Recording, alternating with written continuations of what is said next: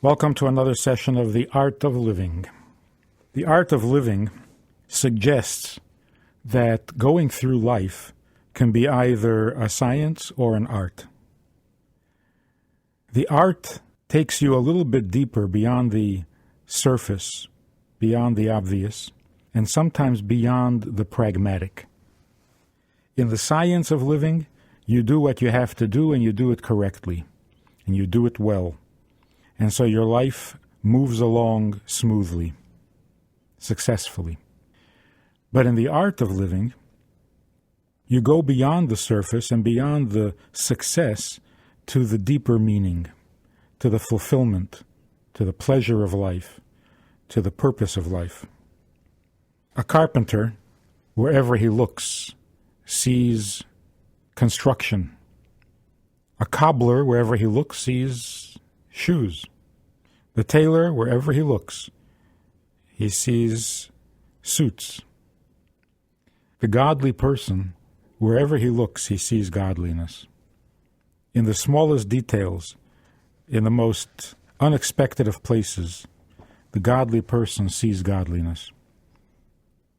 The Rabbi pointed out the godliness that exists everywhere, to every person, in a way that they can see it immediately and clearly. So to the carpenter, to the doctor, to the baker, to the mathematician, in each of their lives, there is godliness to be seen. And the Rebbe points it out in various letters that are now published in the collected letters of the Rebbe. In the book Listening to Life's Messages, a number of these letters are collected and organized in terms of profession and art and so on. Let's take a look, for example, a letter that the Rebbe wrote to a businessman, pointing out the possible inspiration that can be derived just from the notion, from the idea of business. The Rebbe writes, there's a big difference between a business owner and the employee. A hired person puts in his required hours, but leaves the concerns of the business behind him at the end of the day. Even the most conscientious employee doesn't demonstrate the same level of involvement and concern as the owner of the business. By contrast, the businessman is always concerned with the demands of his business. He may be eating or socializing, but not for a moment does he forget the needs of his business. Although the business may be running smoothly, he always looks for ways to improve or expand on it. A Jew should approach his spiritual business, and especially the study of Torah, with the same dedication that the business owner displays towards his business. Whatever our occupation during most of the day, Torah should be our real business, to the extent that we cannot detach ourselves from it. However short the actual study session may be, we should still be preoccupied with it hours after we've returned to our more mundane activities. According to the Gemara, to the Talmud, when a person becomes preoccupied with Torah, it's as if he had redeemed the Shekhinah from exile, taking God out of exile, since the Torah and God are one. This will surely benefit him in all aspects of his life. That's to the businessman. The lesson and the inspiration one can derive from a business is that business is taken very personally. You're not born with it. It doesn't come naturally. You find a business, you create a business, you get involved in a business, but the involvement, once it's there, is so personal. You become so identified with it that it is natural for you to be thinking about it at all times and in all places. It goes with you. It's there with you everywhere. Now, that may be good or not so good, but the lesson from it is certainly good. And that is that although we're not born studying Torah, we're not born committed to the study of Torah, but when we do get committed, when we do get involved in the study of Torah, it should not be as if we are studying someone else's Torah, like working in someone else's business, but it becomes our business. We are the businessmen, and it's our investment and it's our profit, and therefore we should be obsessed with it all the time. Can you imagine a spiritual lesson, a godly lesson from dry cleaning or from laundry? Here's a letter that the Rebbe wrote about cleaning. A garment, before being worn, is completely clean, smooth, and lies properly on the wearer. But after it is worn for a while, it usually becomes creased, dusty, or stained. Of course, one does not throw away the garment. It is taken to a cleaner to have it restored to its original condition. To clean the garment, the cleaner will place it in a machine, then add a hot liquid and various chemical agents to remove the dirt and the grime. Afterwards, he will iron the garment by pressing it with a weight, a heavy weight, and the garment will once again be as good as new. From this process, we gain insight into the soul, the neshama, that we have. When God gives us a neshama, the soul is given pure, smooth, and with a perfect fit. As we say in the morning prayers, the soul that you have given me is pure.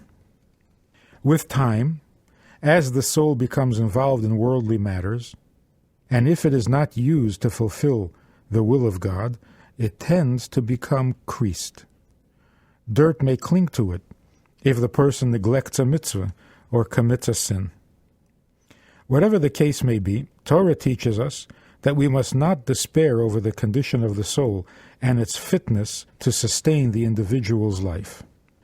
We need only to restore the soul to its original state, to place it in a conducive environment and infuse it with the warmth of Torah and mitzvahs. The warmth, or the heat, must also be moist, so that the soul will cling to all that is holy. This can be accomplished through davening, through praying with a whole heart. As it is written, pour out your heart like water. And through concentrated Torah study, as it is written, all who thirst go for water.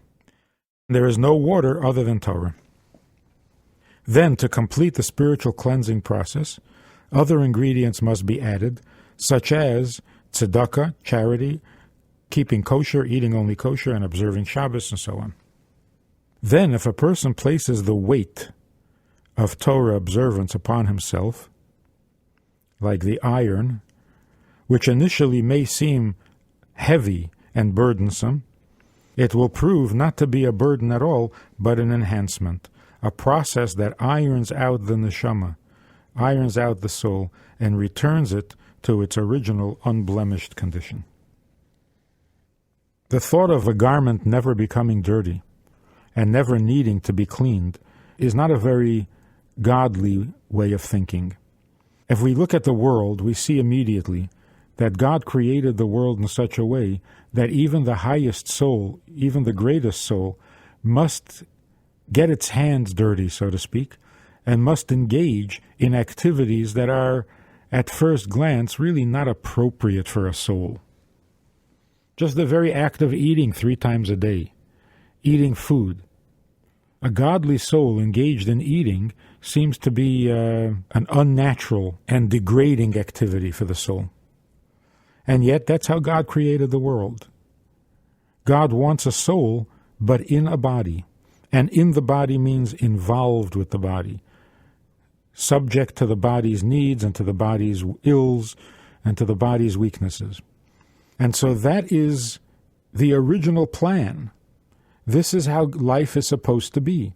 Life is supposed to involve cleansing. Life is supposed to involve a constant adjustment where we get our hands dirty, we get involved in earthy, worldly activities, then we clean that up and we go back for more. And in that way, we elevate not only the soul, but the world around us as well. Here's a letter that the Rebbe wrote to another businessman with another slant on the subject of business. The Rebbe writes, the primary goal in any business transaction is the profit that you will derive from it. And yet, there are differences in the nature of people involved in business.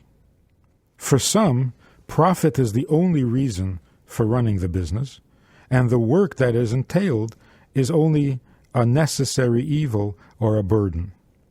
By contrast, another businessman may find that the business itself, the work itself, is rewarding, and though he also anticipates a profit, he wants to make a living, yet he enjoys the work for its own sake, even if he has to expend considerable time and effort.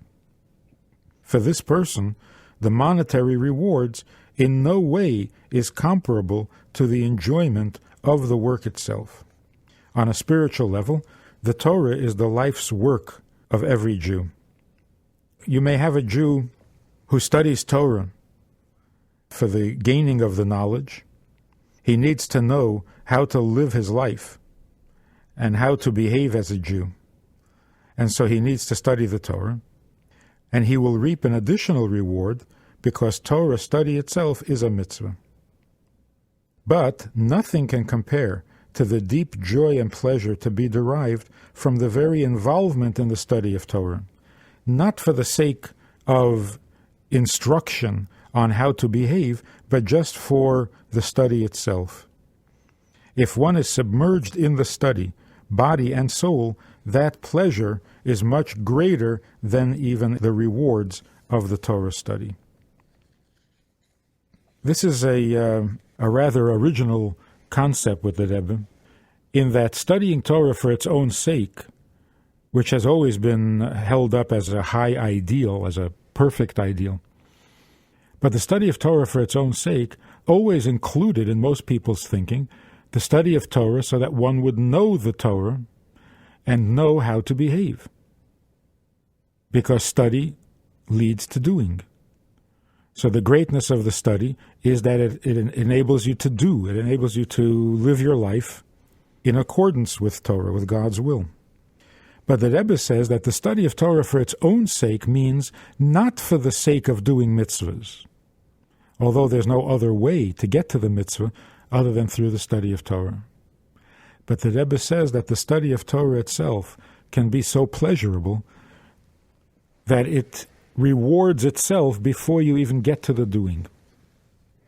And that reward or that pleasure is the study of Torah for its own sake, for the sake of the study itself. Now, this doesn't mean that you study Torah and you don't do mitzvahs, or that the Torah doesn't move you, the study doesn't move you to do the mitzvah. Of course, the two have to come together. A person who loves to go to work because he loves his profession or he loves his job, but doesn't make a living, is a shlemazel. You have to have the practical benefits.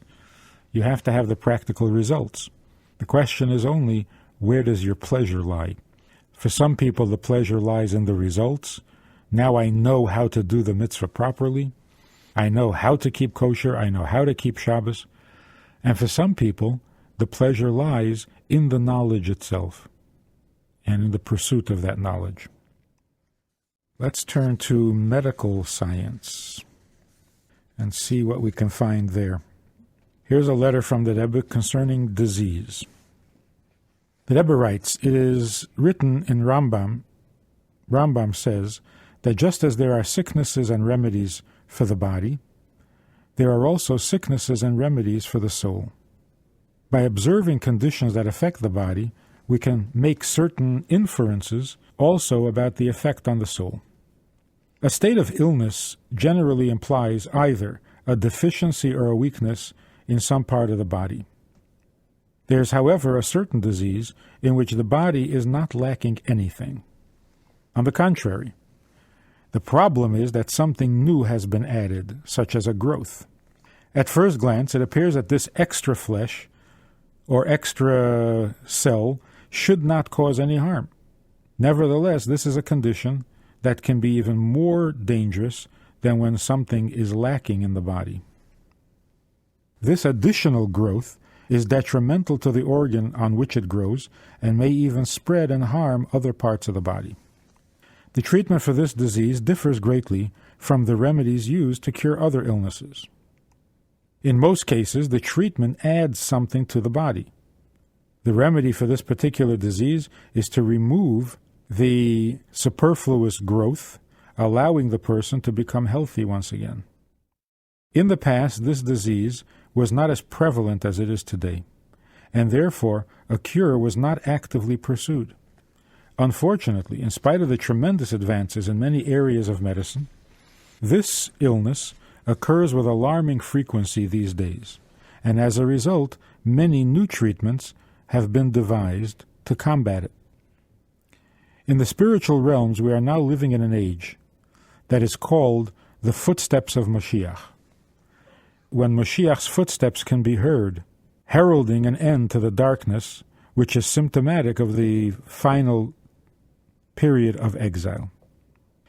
In anticipation of the end of evil, there is a last-minute surge in some negative ways, particularly insolence and arrogance. These afflictions reflect their equivalents in the physical realm, where growths take over the body and can give the impression that the afflicted person exists only for the sake of the growth of these unhealthy cells. Although these negative traits existed before, they were never as prevalent as they are today. God provides us with new therapies in the form of the teachings of Hasidus, revealed only in the past 2 centuries. The study of Hasidus teaches us how to remove the unhealthy portion that manifests as arrogance. For this reason, the study of Hasidus is more important now than ever before. Although its dissemination was not necessary in earlier times, the increasing darkness in the world requires a greater increase in light. However, the analogy is not perfect. In the physical realm, if one continues with a treatment for an extended time, the treatment itself can have a detrimental effect on the healthy parts of the body. In the spiritual realm, one can engage in the study of Hasidus for a lifetime, and in fact, such constant study will have only a positive outcome, the continuing refinement of our character. There are 2 kinds of illness that Rabbi is saying. There's an illness where the body loses some healthy function or some healthy tissue and so on. It's a decrease in the body. And then there are illnesses where there's actually an increase, but the increase is unhealthy. What would make the increase unhealthy? If there's more to the body than before, why isn't that progress? Why isn't that positive? Why isn't that growth in the positive sense? It's because this new growth, this addition to the body, has an arrogance to it. It doesn't get along. It doesn't live in harmony with the rest of the body, and it is certainly not subservient to the rest of the body. Because in a healthy body, every part and every function bows and submits to the needs and to the function of the other parts of the body, of the other organs. So the heart and the lungs and the kidneys and the liver, they all work together to enhance each other's processes.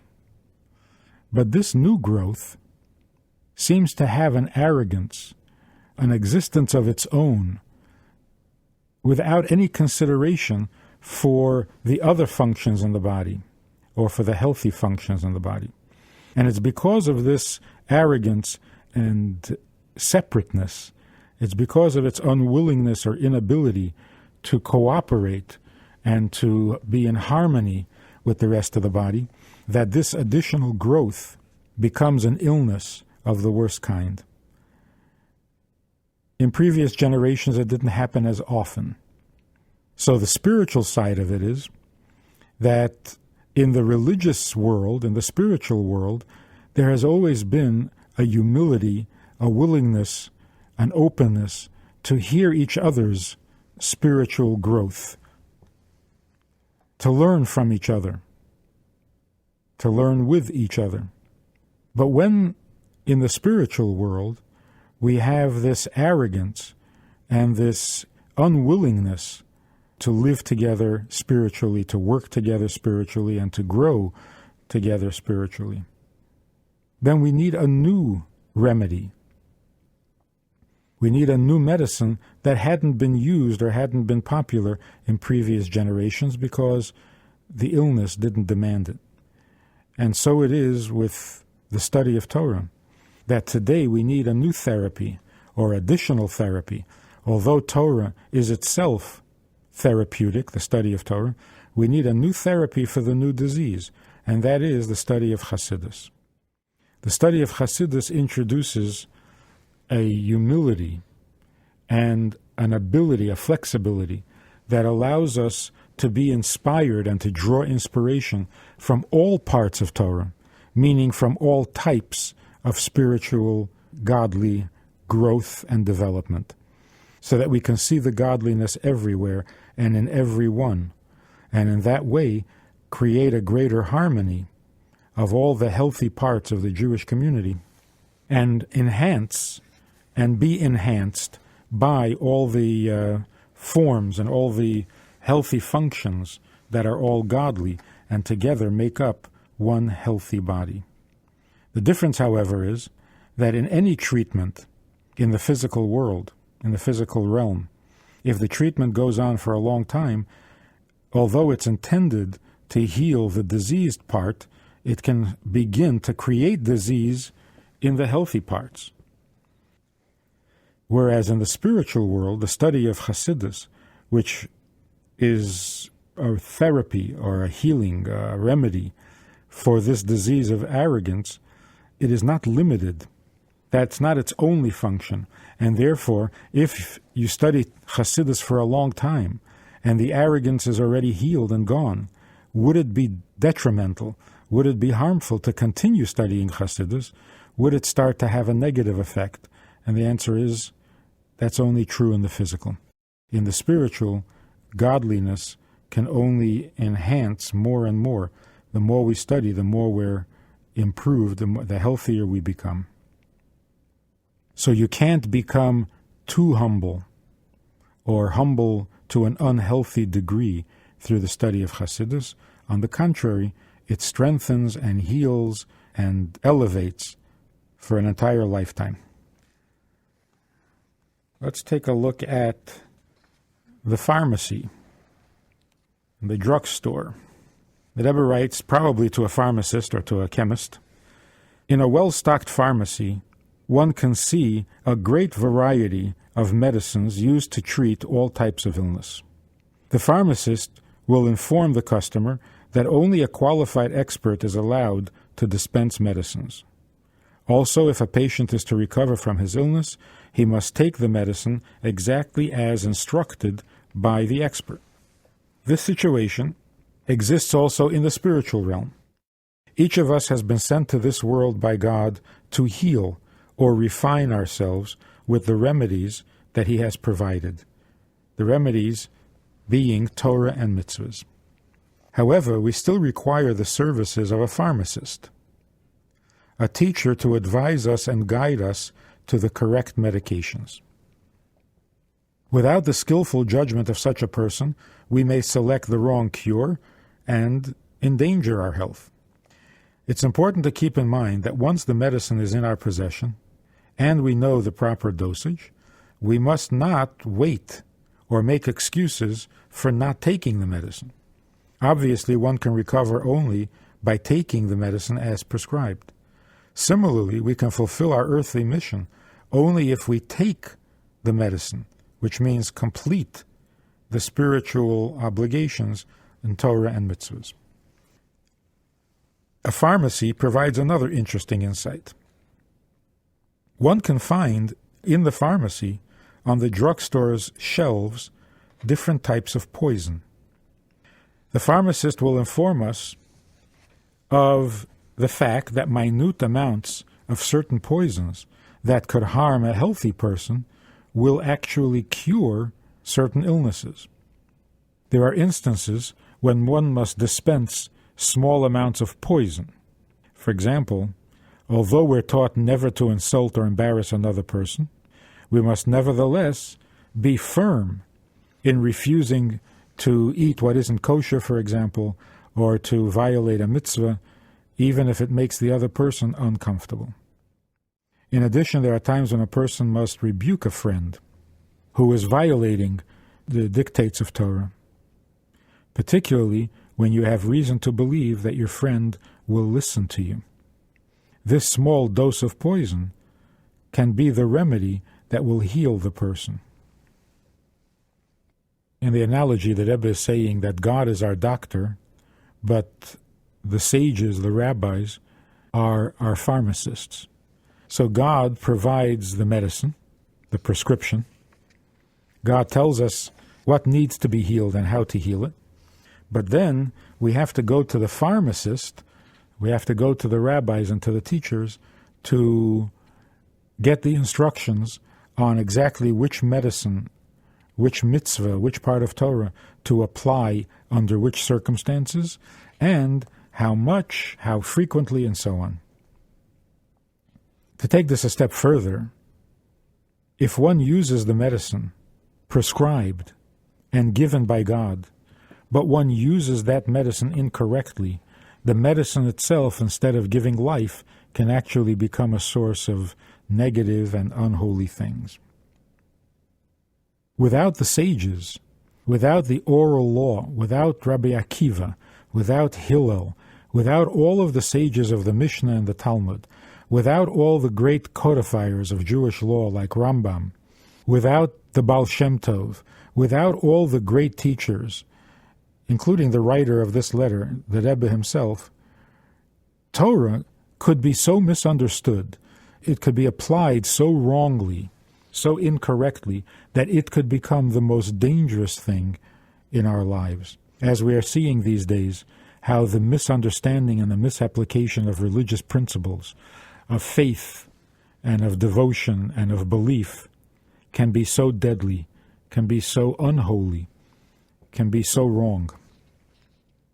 So without the pharmacists, the holiest of the holies, the Torah itself, God's prescription, could be misused and abused to where it causes more damage than good.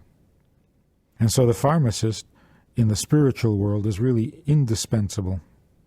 Without the sages and without the rabbis, our best intentions could be the most destructive and the most unhealthy. With their teachings, with their guidance, with their protection, Torah becomes the source of all healing. Torah becomes only healthy, only good, only godly. And particularly when it comes to applying the little bit of poison that is sometimes necessary. How do you fight evil? You have to use a little bit of poison. How do you stop a person from destroying themselves? You got to use a little poison, a little tough love, a toughness that would be inappropriate if the person was healthy, but very helpful and life-saving when the person needs it, and we know how to apply it properly. And only by the instruction of the pharmacist are we permitted to use this little bit of poison, carefully, cautiously, and only to the extent needed, and then switch immediately back to the pleasant love, the kind love, rather than the tough love. Love without the poison. In the art of living, one can find godliness everywhere, even in bacteria. Here's a letter from the Rebbe, written in 1969, about bacteria. In the letter, the Rebbe says, medicine has begun to realize that repeated use of penicillin or other antibiotics can lead to a dangerous situation where bacteria modifies into new resistant strains which cannot be treated by any known therapy. This phenomenon reminds us of the statement in the Gemara, in the Talmud. There is no comparison between a person who reviews his study of Torah 100 times and the one who reviews it 101 times. That additional time, the 101, makes the study completely different. than the first 100. In the positive, as in the negative, constant repetition can lead not only to a greater quantity, to additional quantity, but to a qualitative change in the effects of a particular activity. In the times of the Talmud, it was customary, since it was an oral study, it was customary to repeat and review each chapter 100 times. The addition of just one extra time beyond the habitual number changed the quality of the study, gave it a whole new quality. And this benefit is derived for us all whenever we extend ourselves just a little bit beyond what we are accustomed to do. From resistant bacteria, we get a lesson in life. If you repeat something often enough, the increase in the quantity will eventually, suddenly, create a dramatic change in the quality. You reach a certain point, critical mass, and all of a sudden the experience changes dramatically. Although it would appear that all you did was add in the quantity, in the repetition of the experience, just one more time. You've already done it 100 times. Now you're going to do it one more time. And all you're going to benefit from it is 1/100th increase in the quantity of the experience. And yet, this 101st time can create a dramatic change in the quality of the experience. It becomes a whole new thing. As, for example, if 100 times is your habit, that's your comfort zone, because that's what everybody does, and that's how you were trained, and this has become second nature to you, to review a lesson 100 times, then the 100 times all contribute towards better retention of remembering the lesson more clearly, more precisely, more permanently. But when you go to the 101st time, which is not on the schedule, it's not in the script, this is not your habit, it's not your comfort zone, you're pushing yourself a little bit beyond your habit, then the experience becomes something completely different. It's not merely memorizing, it's not merely engraving the teaching in your mind and heart. It becomes a whole different experience of going beyond yourself, stepping out of yourself, out of your habits and comfort zone, into the interest or demands or pleasure of something outside yourself, of God Himself.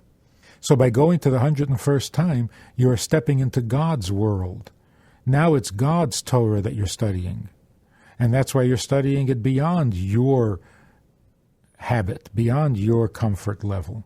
And so the quality, the entire nature of the experience has suddenly changed dramatically because you studied one more time. And the same, I guess, would be true with davening. We daven 3 times a day. We say the same words over and over and over, day after day, week after week, month after month. And the thought of davening one more time is considered or seen as an addition in the quantity of how many times we davened, how often we davened, how consistently we davened, how we don't miss a day and every day is accounted for. But at some point, this next davening can become a whole different experience. The quality changes, even though we thought we were only adding a little bit in the quantity. So this is what we learn from resistant bacteria. Let's take a look at surgery. A knowledgeable stranger, an uninformed stranger, who enters an operating room will observe a helpless person on a table surrounded by masked men holding knives and other dangerous instruments. The men cut and draw blood, disregarding the pain of the victim who is drugged and prevented from moving.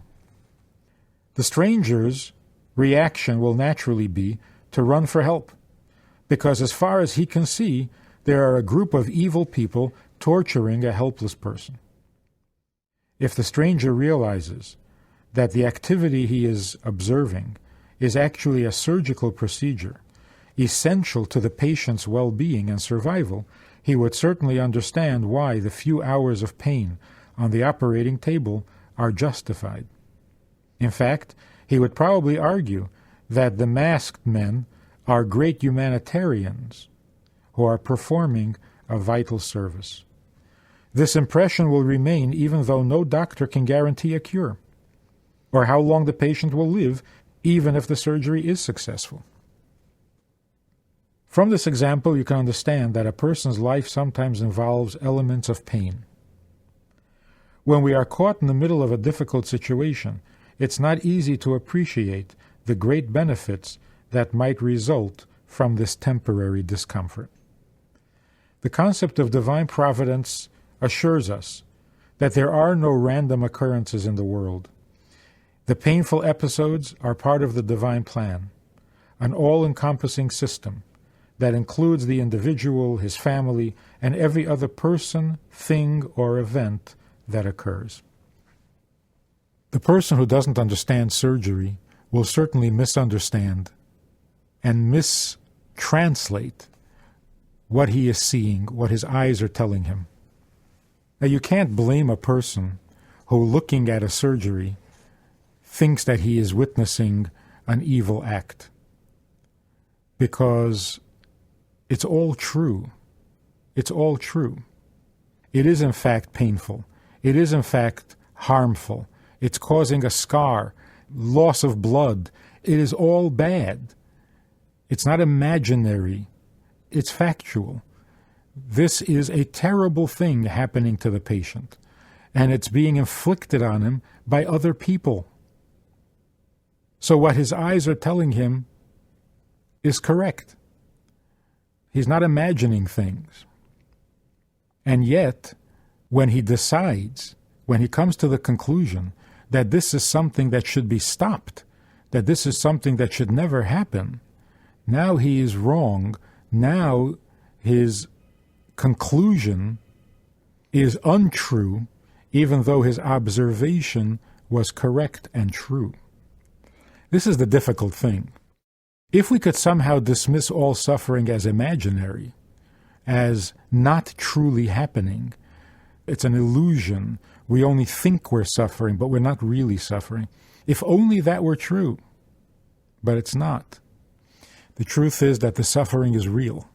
And that's why we have commandments concerning visiting the sick, comforting the bereaved, not standing in the blood of our brother, in other words, doing something to prevent harm to another person.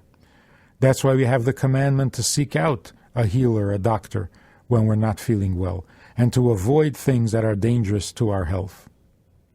Because these things are real. The pain is real, the suffering is real, the tragedies are real. And to suggest otherwise is ungodly and contrary to Torah. And at the same time, we are told that only good comes from heaven, and that only good happens in God's world, and that even when things look bad, we're supposed to say, this too is for the good. So how does this work? That's why the analogy to the surgeon. In surgery, there really is bloodletting, there really is cutting and causing pain, which will linger and last for a long time before the patient has completely recovered.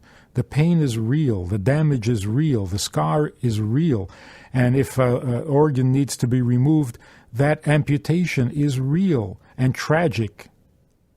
And yet at the same time, the surgeon is the angel of healing. He saves lives. He restores health.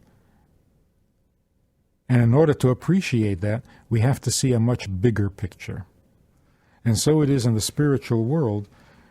All that we experience in life that is painful, divine providence says, if you understood, if you could see the bigger picture, you would see how this pain, as real as it is, is justified 1,000 times over because of the good that it produces. But in order to appreciate that good, we have to have more evidence. We have to have a bigger picture. We have to see how family and other people and past events and future events all come into play to make the temporary pain justified and positive and life-giving in the long run. A vaccine. The Rebbe writes in a letter very briefly, several decades ago in the field of medicine it was discovered that the body can avoid certain illnesses if it is vaccinated, inoculated, with a radically weakened strain of various diseases which the body will then be able to fight off, avoid, or heal. Through this process, the body produces antibodies, custom-made weapons, to guard against the illness. The principles of healing the body, according to Rambam, applies also to the healing of the soul. And this can provide us with a positive way of viewing the minor difficulties in the execution of an important project. A weak dose of opposition early on in a venture can serve as a vaccine against more severe and difficult adversities later on. If we apply this, let's say, to a marriage, very often the first year of marriage is very painful and difficult. And one begins to wonder whether the whole thing is worthwhile. But the truth is that, as with a vaccine, when you have a reaction, a painful reaction to the injections, that temporary and brief experience of the poison, of the negative, of the difficulties, that's what strengthens the system. That's what strengthens the marriage. That's what solidifies the relationship, so that if, God forbid, later on in the marriage, a true difficulty comes along, the marriage will be able to survive it. The marriage will be able to handle it, and you will come out of the other end successfully. And so the difficulties that occur at the beginning of any involvement with Torah, with godliness, the difficulties when you first start to keep Shabbos, the difficulties when you first start to keep kosher, the discomforts, the friction with family members and so on, all of this has to be viewed as a vaccine, a little bit of difficulty that makes you able to handle great difficulty down the line later on in life. So much for medicine. Let's go into the world of art. The world of art is not usually associated in people's minds with godliness and holiness and mitzvahs and modesty and so on. But through the Rebbe's eyes, we find that art is also godly. As, for example, this letter, 1977, which obviously was written to an artist. The Rebbe writes, "Many works of art involve an interplay of light and shadow, key elements in the composition of almost every artistic work. At first glance, a shadow appears to be something that conceals light, the absence of light. However, according to the teachings of Torah, everything God created in the world was created for the purpose of godliness. And this has to apply to shadow as well as to light. Properly executed and skillfully placed, a shadow can also provide an important positive effect. Though the shadow's illumination is of a different nature than the illumination and the effect of light, its appropriate application can actually enhance and highlight the effects of light. From this we can derive an important lesson whenever we encounter dark times. And in our times, when spirituality is less visible, these dark times may seem more numerous than in the past. We should use the negative in a positive way, so that every spiritual shadow should come to be recognized as a setting that highlights the greatness of the Creator. When this goal is achieved, not only will our appreciation of the light be enhanced by contrast with the darkness, but in many situations where a person is confronted with dark matters, he will realize his ability to transform the darkness itself into light and the sorrow into happiness. There are two ways to approach darkness or dark experiences, moments in life when we don't see the light.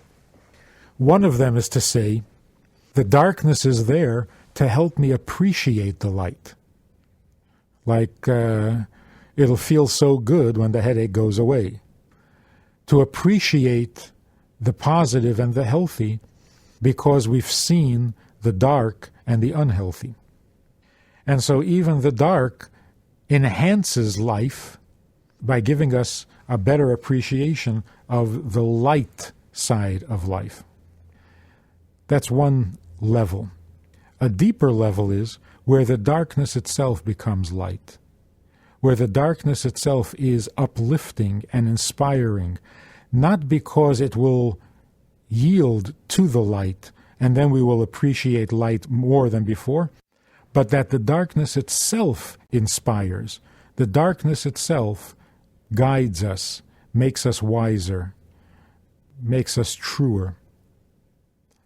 And so it is in the world of art that the use of shadow, the use of the dark element, can either enhance the light or can itself be inspiring, can itself move the viewer to a deeper understanding of life itself. Now about the artist.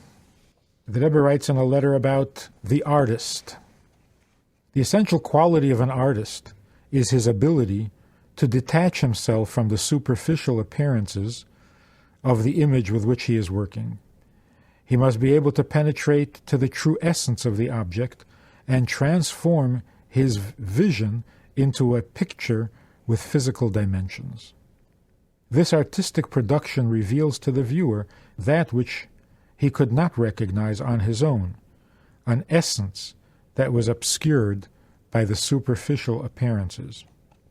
The artist has the skill to reveal that inner dimension, enabling the observer to see it with a different perspective and to realize the limitations of his previous awareness. In short, one who is divinely gifted, whether in sculpture, painting, or other artistic endeavor, has the privilege of being able to convert inanimate objects, such as paint, brush, and canvas, into a living form. In a deeper sense, this implies the ability to transform the material into the spiritual, especially in cases where the production involves a rendering of living creatures.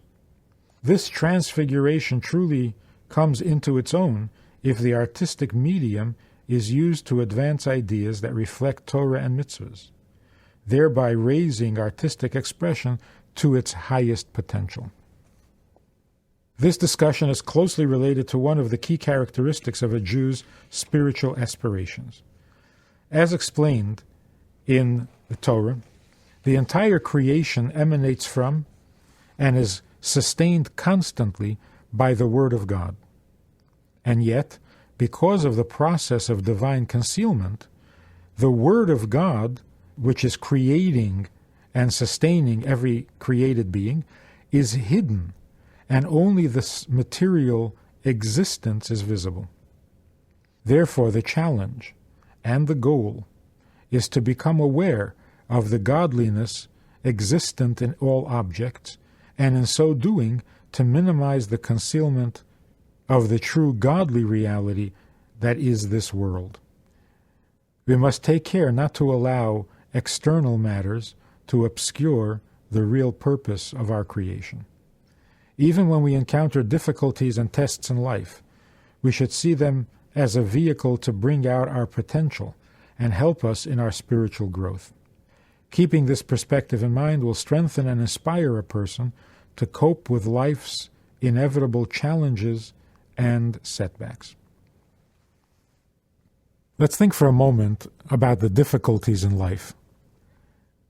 I would guess that in this letter, the Rebbe is not referring to material difficulties or financial difficulties or health problems.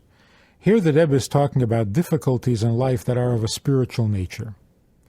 When a person feels discouraged in spiritual matters, in moral matters, he doesn't see the importance of being good.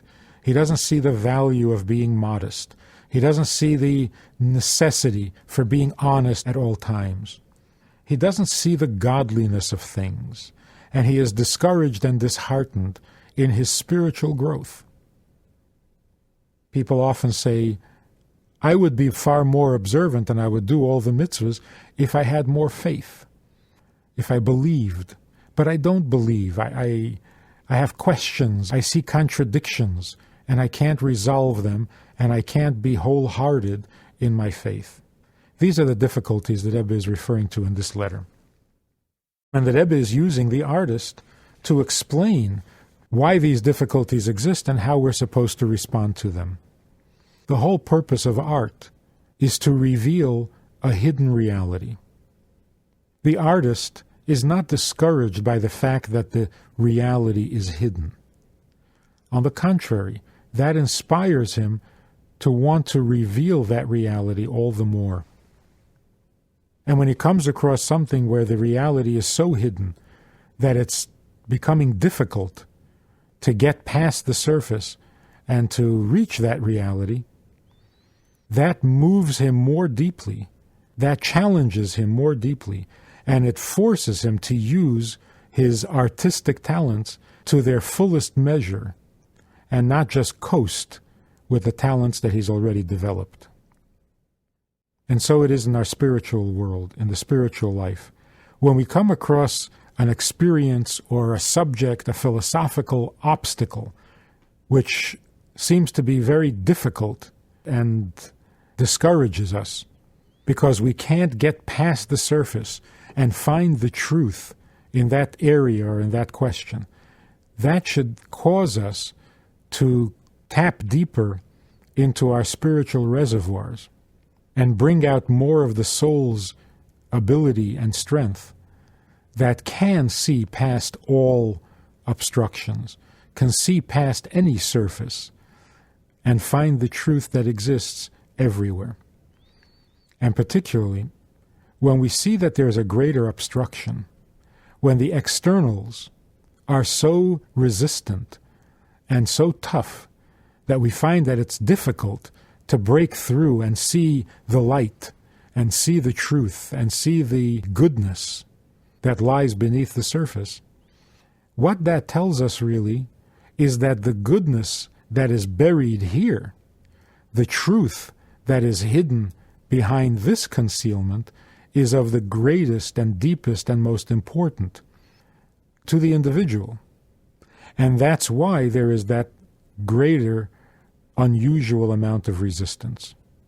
Because if you want to hide a really bright light, you have to cover it with a very dark shade.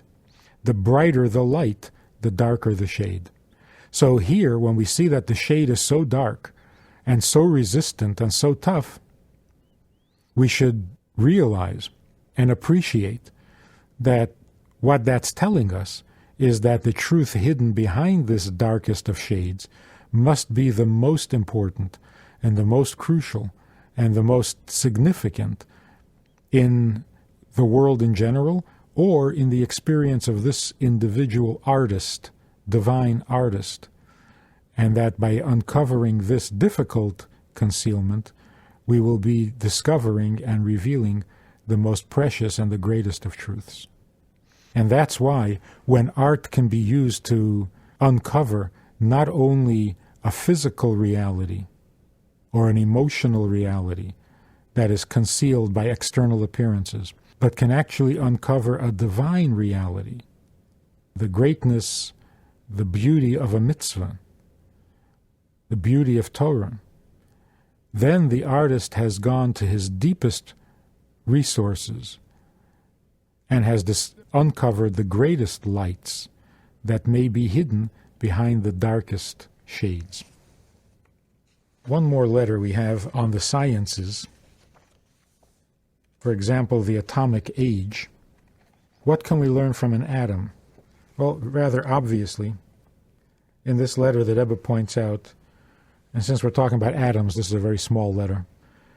One lesson we can learn from the popular term atomic age is that we've seen in our time how the energy concealed within the smallest subatomic particles can destroy an entire city and millions of inhabitants.